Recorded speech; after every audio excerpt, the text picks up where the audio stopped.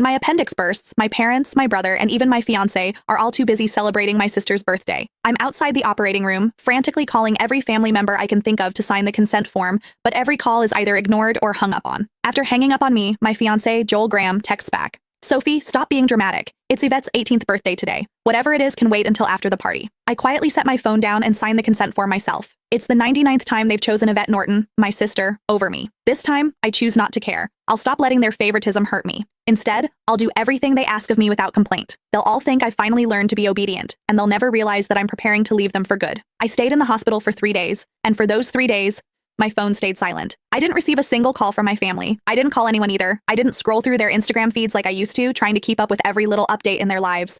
Instead, I just quietly rested in my hospital bed and dragged my weak body around for checkups and payments. Even on the day I was discharged, I didn't tell a soul. I simply packed my own things, endured the pain in my abdomen, and slowly made my way home. When I pushed the door open, the laughter inside the house abruptly stopped. Everyone was gathered in the living room. My fiancé, Joel, was sitting beside Yvette with his arm casually draped around her shoulders. The moment he saw me, he pulled his hand back and gave me an awkward smile. Soph, you're back? Where have you been these past few days? My brother, Joshua Norton, let out a cold snort. Where else would she have gone to? She just didn't want to show up to Yvette's birthday party. She always has to ruin things for her since she can't stand seeing Vivi happy. I didn't say a word. I just headed straight for my room. Joshua seemed surprised that I didn't argue with him. Normally, whenever he accused me of being selfish, I would break down in tears and desperately defend myself.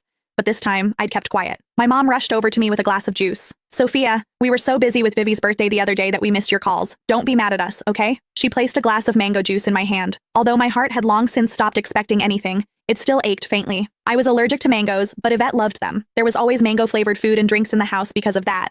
But no matter how many times I reminded them, no one ever remembered that I couldn't have mangoes. I handed the glass back to Mom and quietly stepped back. I'm not mad, I'll just go to my room. Just as I turned around, a loud noise came from the living room. Dad abruptly stood up and slammed his hand on the table. He screamed, "Why have you been walking around with that sour face ever since you came in? Your mother already apologized and even gave you your favorite drink? What's with that attitude? It looks like we've spoiled you too much." My heart twisted, and even breathing hurt. Tears blurred my vision, but I still lifted the glass from Mom's hand and drank it all in one go. I then gently set the empty glass down and wiped away my tears. I calmly looked at Dad. Yvette's the one who likes mangoes. I'm allergic to them, but it doesn't matter. I already drank it all. Can I go to my room now? Sophia, why didn't you say something earlier if you were allergic to it?